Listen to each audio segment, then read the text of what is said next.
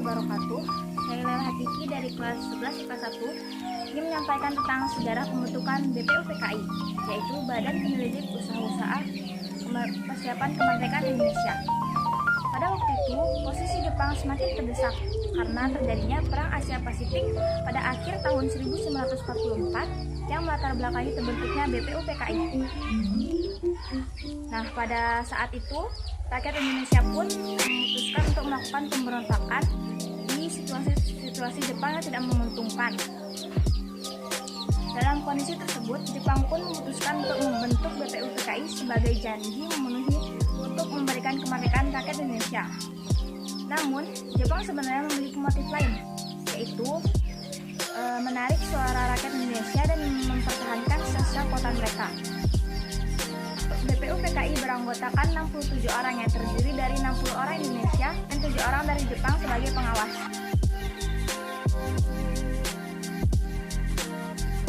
Tugas utama BPUPKI adalah mempelajari dan menyelidiki hal penting berhubungan dengan berbagai hal yang menyangkut pembentukan negara Indonesia.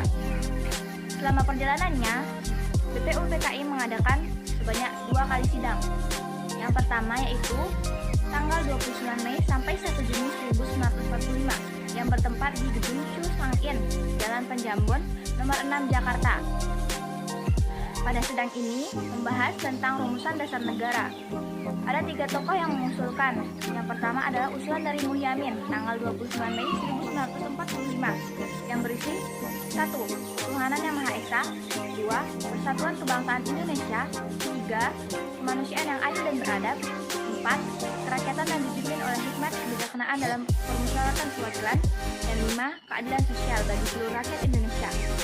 Adapun usulan yang kedua adalah dari Supomo yang bertulis sebagai berikut: 1. Persatuan, 2. Kekeluargaan, 3. Keseimbangan lahir batin, 4. Musyawarah, dan 5 adalah keadilan sosial. Adapun usulan terakhir adalah dari Soekarno, yakni 1.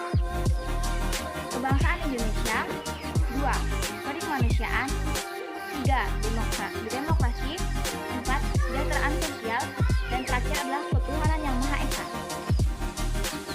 Sidang kedua dilaksanakan pada tanggal 10 sampai 17 Juli 1945 yang bertempat di Gedung Chu Sang In, Jakarta, yang menghasilkan rancangan UUD yang disetujui tanggal 16 Juli 1945. Adapun rancangan UUD 1945 adalah 1.